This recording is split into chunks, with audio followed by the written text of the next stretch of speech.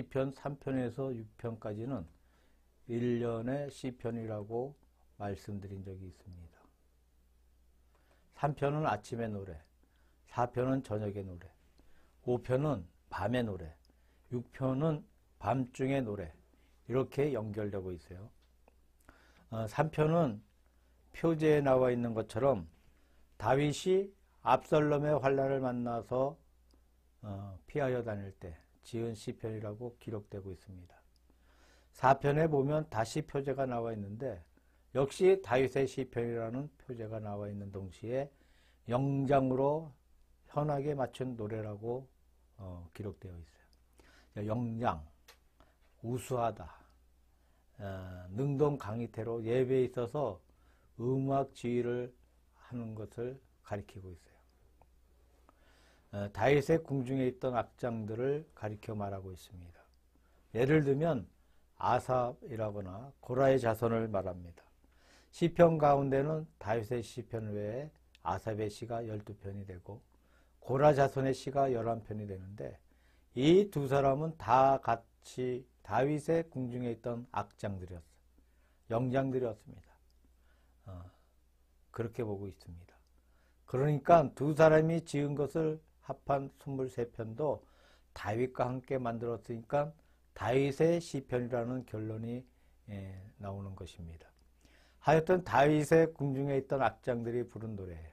자, 악장들이 부른 노래라는 것은 다윗이 그들을 시켜서 노래를 부르게 한 노래라는 겁니다.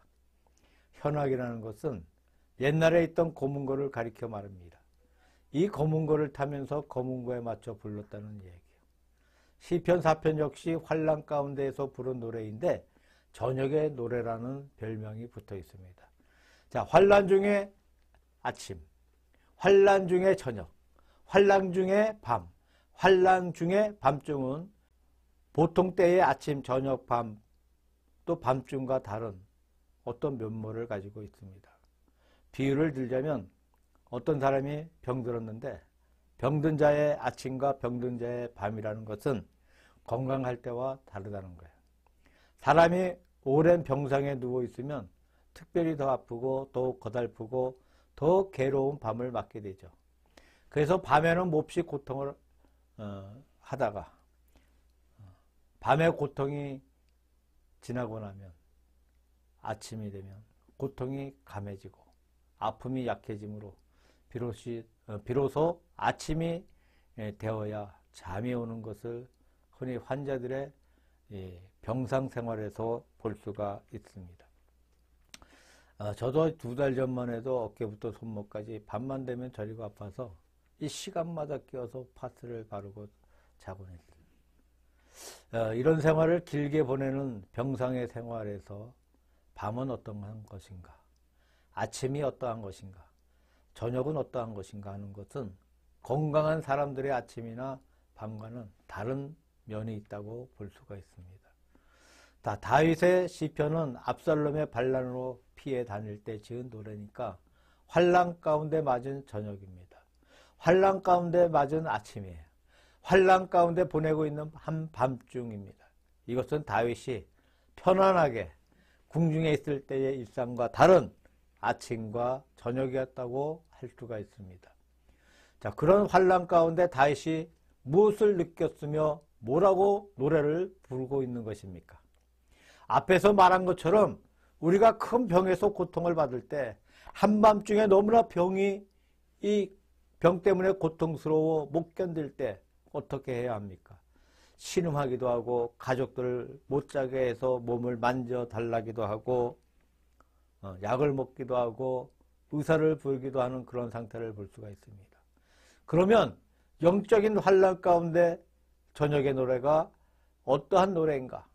오늘 본문 가운데 다윗이 환난을 맞는 저녁이 우리에게 좋은 교훈을 주고 있는 말씀이라고 생각해 볼 수가 있습니다. 시편 4편은 세 토막으로 나눠져 있어요.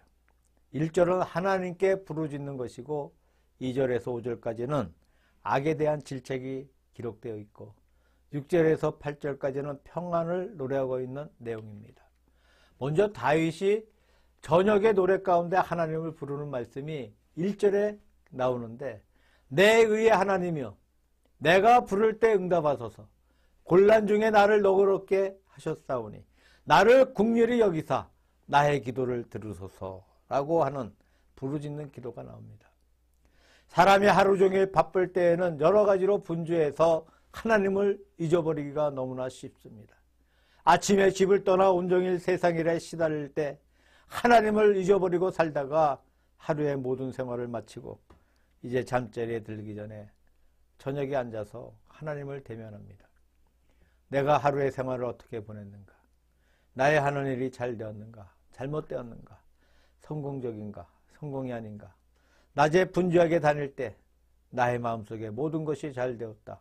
성공한 하루였다. 그렇게 느끼는 날이라 할지라도 밤에 하나님을 상대하면서 앉아서 성공적인 날이 아니라 오히려 실패한 날이라고 그렇게 느낄 때가 있습니다.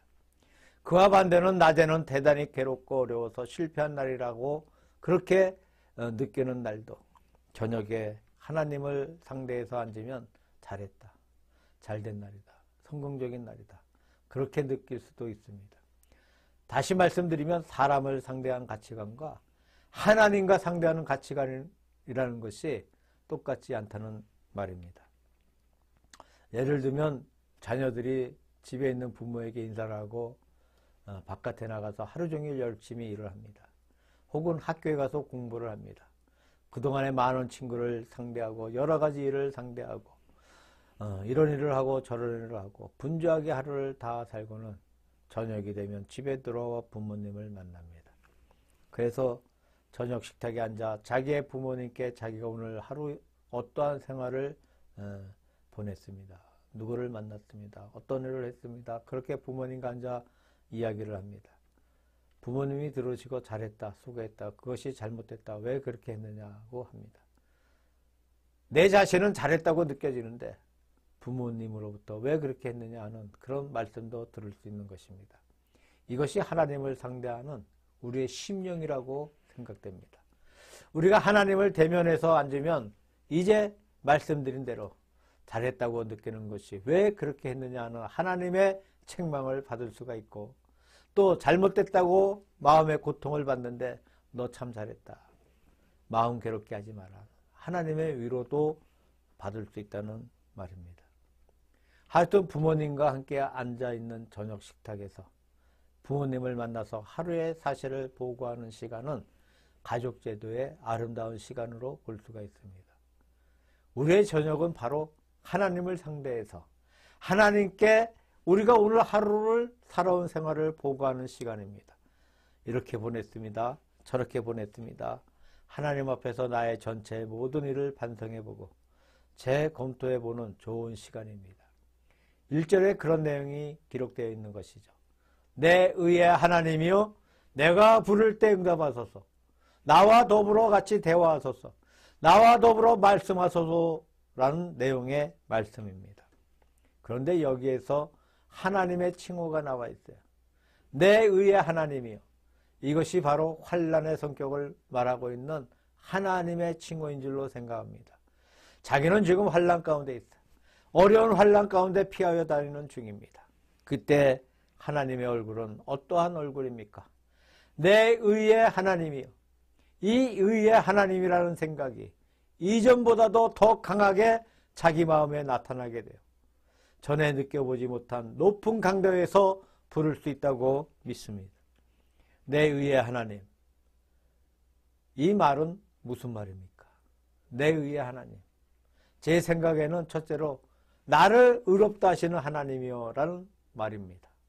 창세기 15장에 보니까 하나님께서 아브라함에게 너의 자손을 하늘의 별처럼 땅의 티끌처럼 많게 해주마 라고 말씀하실 때 아브라함이 그것을 믿었어요. 하나님께서 그 믿음을 의롭다 여기셨습니다. 그의 믿음이 하나님 앞에 의로 인정되었어요.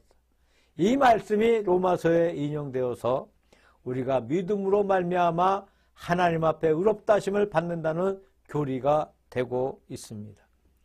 사실 하나님께서 믿음으로써 우리를 의롭다 하신다는 것은 정당한 일도 아니고 의뢰의 해줄 일도 아니지 않습니까?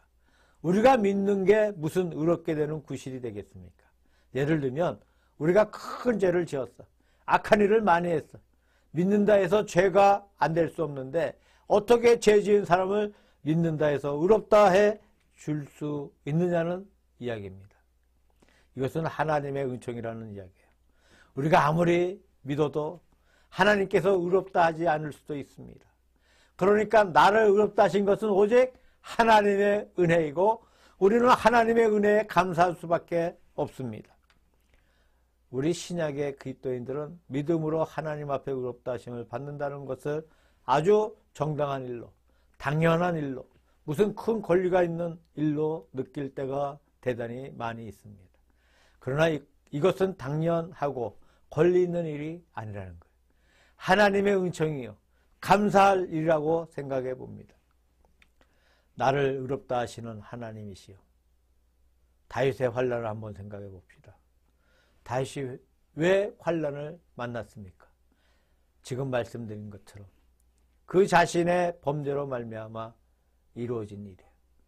그가 우리아의 아내를 빼앗고 우리아를 전쟁터에 보내서 전쟁터에서 죽이고, 다시 말해서 6개를 범하고 7개를 범하고 큰 죄를 범했어요. 그 결과로 다가왔던 가정의 환난입니다. 그래서 가정에 환난이 생기고 나라에 큰 내란이 일어났어. 다시 말하면 다윗 자신의 잘못이었다는 이야기입니다. 이런 다윗을 하나님은 내버려 둬도 괜찮죠. 짓밟아 버려도 괜찮습니다. 멸망시켜도 괜찮습니다. 그런데 그 다윗을 버리지도 아니하시고 짓밟아 버리지도 아니하시고 그를 의롭다 여겨주셨어요. 얼마나 감사한 일이겠습니까? 내 의의 하나님이여 라는 말씀은 그런 심정에서 부르는 칭호입니다. 참 하나님 앞에 의롭다 하심을 받을 면목이 없습니다. 잘한 것이 없어. 그런데 나를 의롭게 하시는 주님이시여, 이 하나님의 큰 은혜에 대해서 감격하는 사실입니다. 우리 믿는 사람들이 예수님을 믿음으로 말미암아 하나님 앞에 의롭다 하심을 받는다는 것은 하나님의 큰 은혜입니다. 우리가 감사와 감격과 은혜로서 받아들여야 할 신앙의 근거라고 생각됩니다. 두 번째로 내 의의 하나님이라는 것은 하나님의 판단이 의롭다는 얘기예요. 하나님은 절대로 실수를 범하지 않습니다. 오판하지 않습니다. 재판하는 사람들이 잘못하면 오판해서 무죄한 자를 죄 있다고도 하고 죄 있는 사람을 죄 없다고도 합니다. 그런 것이 이 세상에서 얼마나 많은지 몰라. 하나님의 세계는 추호의 오판이 없습니다. 의롭다 하실 분은 의롭다 하지 않을 것도 없고 의롭지 않다 하실 분을 의롭다 하시는 것도 없어. 하나님께서는 엄정하게 심판하십니다. 왜 그렇습니까? 첫째로 하나님은 전지하십니다. 완전히 모든 사건을 다 알고 계셔. 우리 인간들이 오판한다는 것은 사실을 잘 모르기 때문에 오판을 하게 됩니다. 그리고 하나님은 아주 선하십니다. 지선하십니다. 아무리 안다 하더라도 내 마음 자체가 깨끗하지 못하고 선하지 못하면 남의 바른 것을 굳게 볼 수 있어요. 남의 흰 것을 붉게 볼 수 있습니다. 하나님은 지극히 선하신 분이에요. 그러니까 흰 것을 붉다는 일도 없고 붉은 것을 희다고 하는 일도 없고 고든 것을 굽었다고 하는 일도 없다는 거예요. 아주 바르고 당신 자신이 선하십니다. 또 하나님은 전능하셔. 못하는 것이 없어. 절대 권능을 가지고 계십니다. 이런 분이 우리 재판자이십니다. 한 나라의 통치자, 한 나라의 재판장이 될 수 있는 자격이 무엇입니까? 세 가지인 줄로 생각됩니다. 첫째는 그분은 무엇이든지 알아야 될 것입니다. 지가 있어야 할 것입니다. 두 번째로 그 사람은 착해야 돼. 그분이 야심이 있다거나 마음이 어두워지면 바로 재판할 수가 없다는 거예요. 세 번째로 그분은 능한 분이 되어야 된다는 겁니다. 유능한 분이어야 돼. 뭐든지 할 수 있는 권능이 있어야 돼. 그때 그분이 올바른 판단을 할 수가 있다는 겁니다. 하나님께서 의의 하나님이라는 것은 전지하시고 지극히 선하시고 전능하시다는 말이에요. 이런 하나님이시니까 그 판단은 반드시 옳습니다. 우리가 그 판단을 받아도 하등의 의의가 있을 수가 없는 줄로 생각이 됩니다. 우리가 그 판단하에서 하나님의 칭찬을 받는다면 큰 영광이죠. 그 판단하에서 하나님 앞에 책망을 받는다 해도 의의가 있을 수가 없다고 믿습니다. 분명한 사실이고 하등의 잘못된 것이 아니기 때문에 그런 의미에서 내 의의 하나님이여 라고 말하고 있는 것입니다. 이 말씀의 뜻을 조금 더 깊이 들어가면 다윗이 어려운 환난 가운데 쫓겨가면서 더구나 아들에게 쫓겨가면서 얼마나 괴로워했을까요? 다윗이 마음만 먹으면 나를 그렇게 욕하게 하는 사람은 당장 잡아서 죽여야 되겠다 하는 마음을 품을 수가 있습니다. 그러면 그의 마음이 위기입니다. 그런데 다윗은 그런 마음을 가지는 것이 아닙니다. 마땅하다고 생각했어요. 그래서 사울 지파의 시므이가 산 위에서 다윗을 저주할 때 다윗의 밑에 있던 장군 아비새가 뛰어 올라가서 시므이의 목을 잘라오겠다고 할 때에 다윗이 만류합니다. 시므이가 나를 저주하는 것이 아니라 하나님께서 시므이를 통해서 다윗을 저주하라고 그러신다 하면서 시므이의 저주의 말을 하나님의 음성을 듣고 있다는 겁니다. 하나님의 저주라. 하중에 억울할 것이 없다. 마땅하다. 하나님께서 나를 사유해 주셔서 다시 예루살렘에 가게 해 주신다면 감사할 것입니다. 만약에 하나님께서 다윗은 필요 없다. 너는 이제 다시 왕이 되지 못한다. 그런 판결이 나온다면 주여 좋습니다. 내가 여기 있습니다. 주님이 보시기에 좋은 대로 처분하옵소서. 그렇게 말하겠다는 자세를 취하고 있습니다. 이것이 하나님의 심판을 받는 자의 자세인 줄로 생각됩니다. 잘 되면 감사한 일입니다. 잘못돼도 억울한 것이 없어. 하나님은 의의 심판자이시기 때문에 이것이 내 의의 하나님이여라는 말의 내용인 것입니다. 하나님께서 우리를 의롭다 해 주십니다. 대단히 감사한 복음이에요. 하나님의 판결이 의로운 판결입니다. 하등의 추호의 오판이 없는 판결이 하나님 앞에 내 자신을 내놓고 있는 것이죠. 하나님이 전지하시기 때문에 지선하시기 때문에 전능하시기 때문에 하나님께서는 의로운 재판자라 하는 것이죠. 마귀는 무엇입니까? 꼭 그 반대입니다. 하나님의 전지하심과 반대인 마귀는 부분밖에 알지 못해. 하나님이 지선한 것과 정반대로 마귀는 지약해. 지극히 악한 존재. 하나님은 전능하십니다. 마귀는 전능하지 못해. 참 좋고 선한 일을 마귀는 손도 못 댑니다. 못하는 것이죠. 그러니까 마귀의 판단은 그야말로 의로운 판단이 아니고 불의한 판단입니다. 잘못된 판단이. 우리가 하나님의 판단을 받는다는 것, 이것이 얼마나 감사한 일인지 몰라요. 마귀의 판단을 받는다는 것, 얼마나 불행한 사실인지 모릅니다. 우리 자신들이 내 의의 하나님이여 하는 동시에 우리 역시 내가 할 수 있는 분야에서 남에게 의의 판단자가 되어야 되지 않겠느냐고 느껴집니다. 하나님이 내 의의 재판자이시라면 나도 남에게서 의의 판단자가 되어야 하지 않겠습니까? 우리가 하나님께만 의로운 하나님이시다라고 감사하고 하나님에게 의롭지 못하다면 그것은 올바른 고백이 못 된다고 생각해 봅니다. 그 다음에 2절에서 5절의 말씀 가운데 악인에 대한 질책이 기록되어 있습니다. 여기에 인생들아 어느 때까지 나의 영광을 변하여 욕되게 하며 허사를 좋아하고 쾌유를 구하겠는고 라고 말씀하고 있어요. 이렇게 사람의 죄악에 대해서 공격하는 말이 기록되어 있습니다. 사람은 사랑하고 죄는 미워하라는 말이 있어요. 우리가 진리를 사랑할 때 죄는 싫어하게 된다고 믿습니다. 진리와 죄를 한꺼번에 사랑한다는 것은 있을 수가 없는 사실이에요.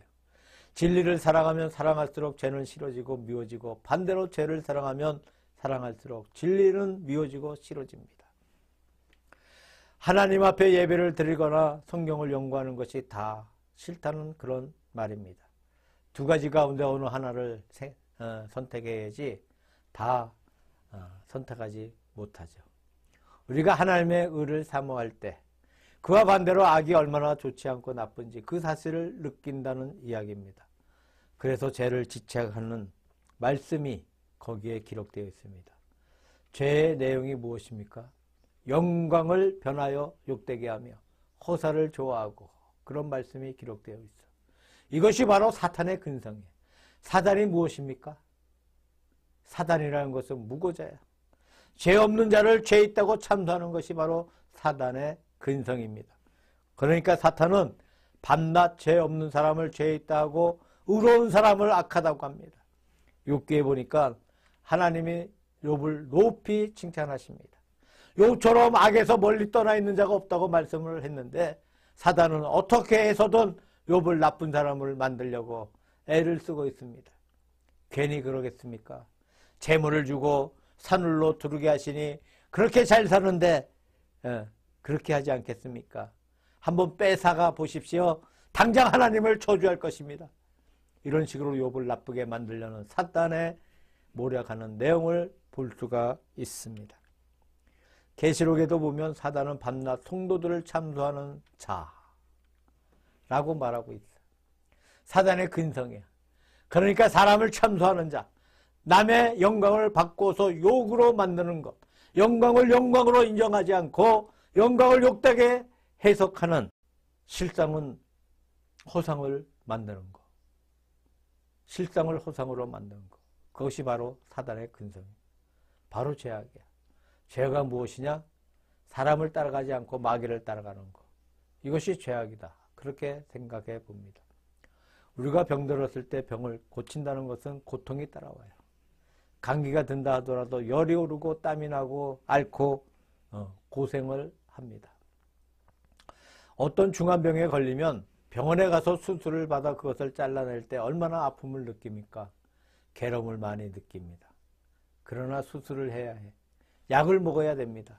내 몸속에 있는 비정상적인 병적인 것을 잘라버려야 내가 건강하게 살 수 있다는 얘기예요. 우리의 신앙생활도 그렇습니다. 불의한 것을 잘라버리는 것, 없애버리는 것, 이것이 악에 대한 질책의 내용입니다. 결코 죄를 행하는 사람에 대한 미움이 아닙니다. 그 죄에 대한 미움입니다. 우리가 우리의 자녀를 사랑한다면 어떻게 해야 됩니까? 자기의 자녀가 잘못할 때 좋아한다면 그것은 자녀를 사랑하는 부모가 아닙니다. 마치 우리가 사랑하는 자녀가 몸에 어느 한쪽에 병이 들었어. 그러면 부모가 병 때문에 걱정을 하지 않겠습니까? 그래서 병원에 데려가고 그 아기가 고통하고 우는 것을 무릅쓰고 그것을 잘라내게 합니다. 사랑하는 부모예요. 자기의 귀한 자녀의 몸속에 악한 것이 있는데 잘라버리는 것이 사랑하는 부모지, 아프니까 놔주자 하면 결코 사랑하는 부모가 아니지 않습니까?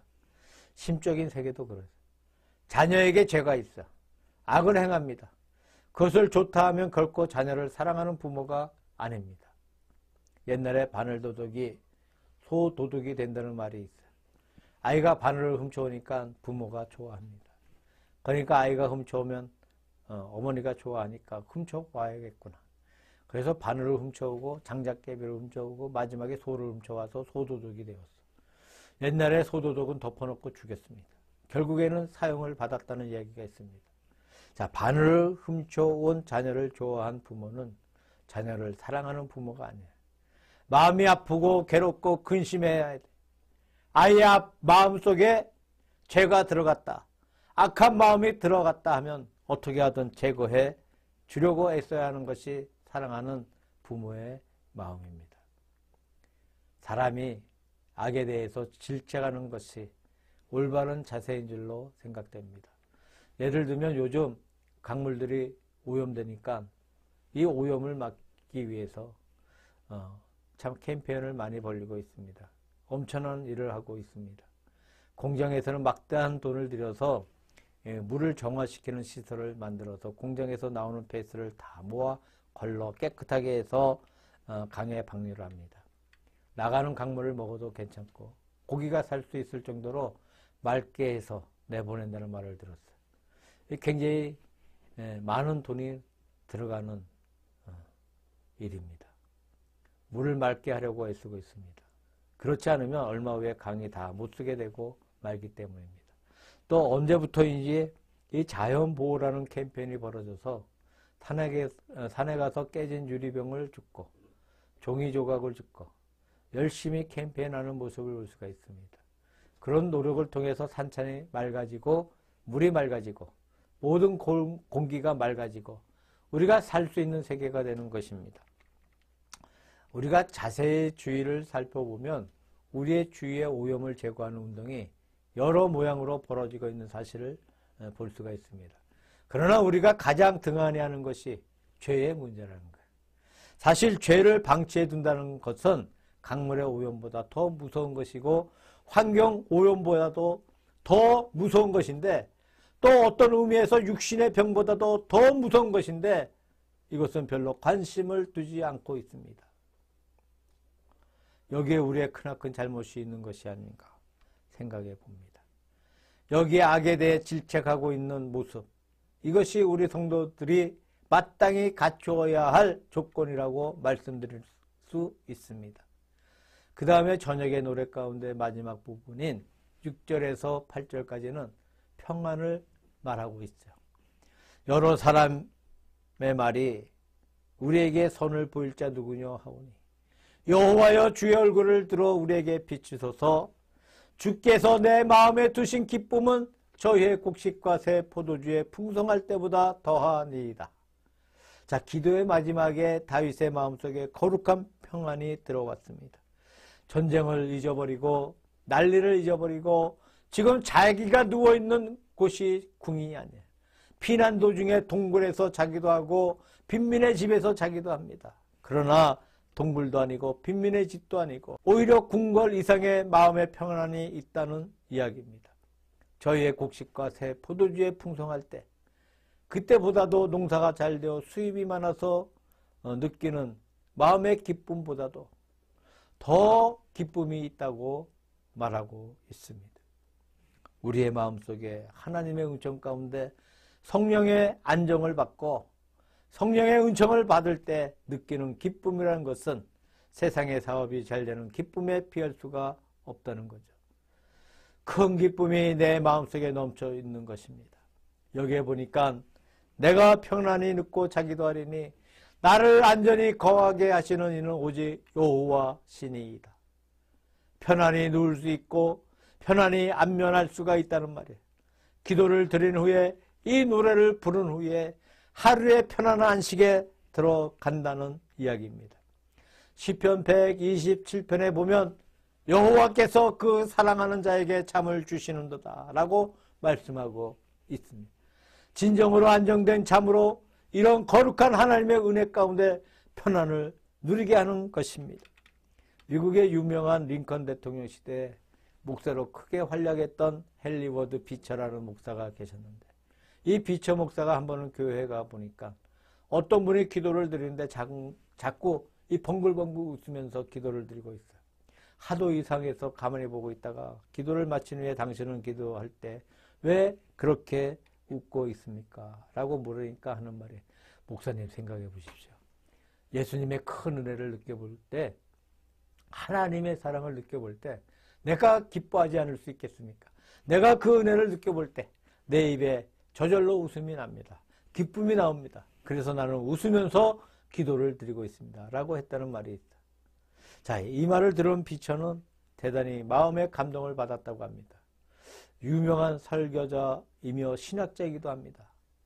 그러나 마음의 감동을 받고는 저분이 저렇게 하나님의 은혜를 절실히 느끼고 있구나. 나도 그렇게 되어야겠다는 말이 남아 있습니다. 하나님의 큰 은혜를 느낄 때 자기 마음에 편안이 들어오고 편안히 잠이 오고 거룩할 때 거룩한 평안 속에서 웃을 수가 있더라는 말입니다. 어느 성자라고 불리는 잘 믿는 사람이 있었는데 그분의 명성이 사방에 파다하게 전파되었어요. 먼 지방에서 성자의 생활이 얼마나 거룩한가를 배우기 위해 어떤 사람이 먼 길을 찾아왔습니다. 당신 곁에 있으면서 성스러운 생활이 무엇인가 공부하러 왔습니다. 전 나한테 배울 것이 아무것도 없습니다. 나는 성자가 아닙니다. 그래도 있게 해주십시오. 별로 배울 것이 없을 것입니다. 그렇게 이야기를 했습니다. 그런데 한 번은 성자가 사막지대를 여행하게 되었어요. 성자에게 공부하러 왔던 그분이 여행이 고달프겠지만 따라 나섭니다. 하루 종일 뜨거운 사막길을 걸어서 저녁이 되어 천막을 치고 넓은 사막길에서 잠을 자게 되었는데 따라왔던 분의 생각에 저분은 성자니까 이렇게 고달프고 힘들지만 오늘 밤잠을 자지 않고 밤새워 기도할 것이다. 어떻게 하는가 보자 하고 기대를 했어요. 성자는 천막을 쳐놓고 침상을 다 준비하고 꿇어 엎드려 기도하기 시작했는데 하나님 아버지 오늘 하루 종일 보호해 주신 것 감사드립니다. 이제 제가 극히 고달픕니다. 잠 좀 자야겠습니다. 하더니 그냥 누워 잡니다. 자는데 보니까 아무 염려 없이 깊은 잠이 들었다. 처음에는 따라왔던 그분이 의아함을 느꼈다. 정말 이상한 사람이다. 별로 배울 것이 없는 것 같다라고 생각하며 한참 가만히 보고 있는데 천막 사이로 달빛이 들어와서 자는 그분의 얼굴을 비춰주고 있어. 얼굴을 가만히 보니까 그렇게 편안할 수가 없어. 얼굴에 아무 염려가 없어. 어린아이 같은 얼굴. 확 피어있는 얼굴이 자는 모습이 흡사 어머니 품에 안겨 자고 있는 어린애와 같습니다. 그때 그 사람은 성스러운 생활이 무엇인가 하는 것을 깨달았다고 합니다. 특별한 시간에 기도를 드리고 있는 것이 아니고 그 성자는 전부가 기도야. 여행을 하는 것도 기도고 잠자는 것도 기도고 밥 먹는 것도 기도이고 말하는 것도 기도이고 전부가 기도 속에 살고 있다는 것입니다. 그래서 그 속에 안정과 평안이 있는 것을 느꼈다는 것입니다. 자, 오늘 본문 말씀인 저녁의 노래는 하나님을 대면해서 우리의 생활들을 반성해 보면서 우리의 생활이 하나님 앞에 보내고 있는 것인가, 건전한 생활을 하는 것인가 반성하게 해 줍니다. 내 의의 하나님이여 하며 우리가 하나님의 얼굴을 찾아 구할 수 있는 저녁의 노래가 우리에게 있어야 될 줄로 생각해 봅니다. 더구나 현대 생활은 너무나 복잡하고 너무나 어려운 문제가 많이 있어요. 어떤 의미에서 하루의 생활이 그야말로 전쟁하는 하루가 될 때도 많이 있습니다. 요즘 공부하는 학생들을 보게 되면 흡사 전쟁하는 것 같아. 사업하는 분들의 이야기를 들으면 전쟁하는 것과 같습니다. 이렇게 어려운 세상을 우리가 살고 있어. 공부하는 것도 그렇고 일하는 것도 그렇고 사는 것이 전부 다 어렵습니다. 그런 고달픈 하루를 살 때 우리가 올바르게 살 수 있는 것이냐? 라는 것을 생각해 보면 문제점이 얼마나 많은지 모르겠습니다. 그 모든 문제점을 우리가 저녁에 잠자리에 들기 전에 하나님 앞에 깨끗하게 해결하고 잠들어야 된다고 생각해 봅니다. 어떤 목사님 한 분은 밤에 잠을 잘 때 자기 주위를 깨끗하게 정돈해 놓고 그리고 옷을 잘 깨워두고 모든 것을 잘 정리해두고 마치 먼 곳을 여행하는 것처럼 그렇게 해준답니다. 목사님 왜 그렇게 하고 주무십니까? 라고 물어보니까 알 수 있나?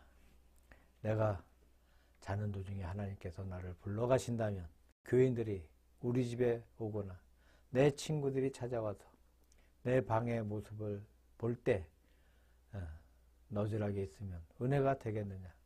오늘 밤 나를 불러 가신다 해도 내가 죽은 후에 이 방에 와 본다 하더라도 하등의 그런 것이 없기 위해서 정리를 해둔다 라고 대답했다는 말이 있습니다. 저도 사실 60이 넘어서부터 생각하는 것이 있어요. 어떻게 죽을 것인가. 아파서 병상에 누워 몇 년씩 살다가 죽을 것이 아니면 짧게는 며칠 많게는 3개월 정도 누워있다가 죽는 것을 생각해 보며 살아가고 있어요. 자, 그 이상은 정말 아내와 아이들에게 짐이 된다고 생각해봐. 다시 말하면 그분은 모든 순간 어느 때나 하나님께서 불러가도 좋다는 준비를 하고 잤다는 말이 아니겠습니까? 저녁에 하루의 생활을 결론짓는 마당에 하나님을 상대해서 마음을 우리 정돈해야겠습니다. 의로운 하나님을 대면해서 하루의 생활을 정리하고 우리의 모든 불의와 죄악을 도말하고 주님의 은총 가운데 편히 쉴 수 있는, 편히 안면할 수 있는 은총을 받기를 우리 주 예수 그리스도의 이름으로 축원합니다.